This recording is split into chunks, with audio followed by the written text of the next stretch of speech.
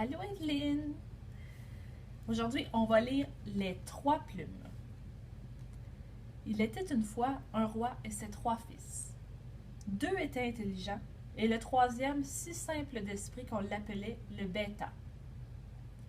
Le roi dit un jour à ses fils: « Celui qui me rapportera le plus beau tapis sera le roi après ma mort. » Puis, afin que chacun aille chercher de son côté, il souffla trois plumes en l'air et dit: « Là où elles s'envoleront, là vous irez chercher. » L'une s'envola à l'ouest, l'autre à l'est, et la troisième retomba vite à terre.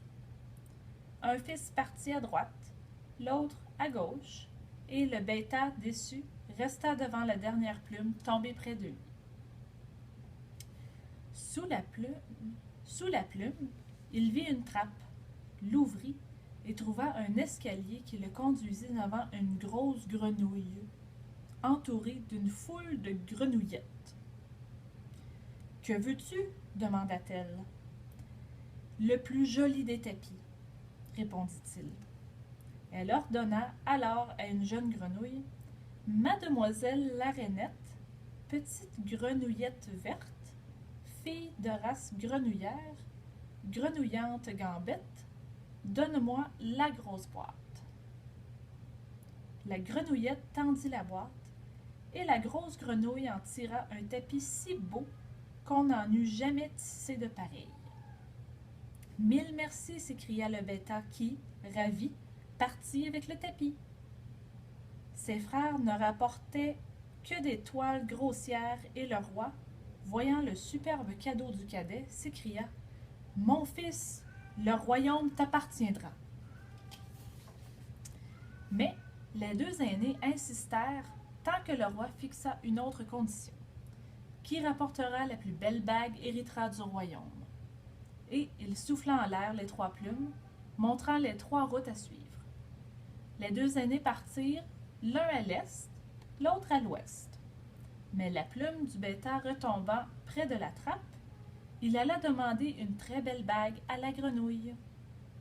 Elle sortit alors d'une grande boîte une bague étincelante d'or et de diamants, et l'offrit au bêta.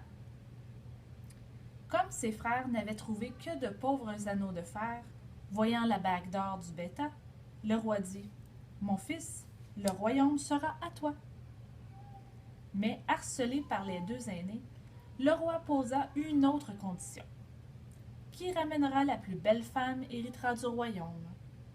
Et il souffla sur les trois plumes qui retombèrent comme les fois précédentes. Le bêta partit dire à la grosse grenouille qu'il devait ramener au château une femme très belle.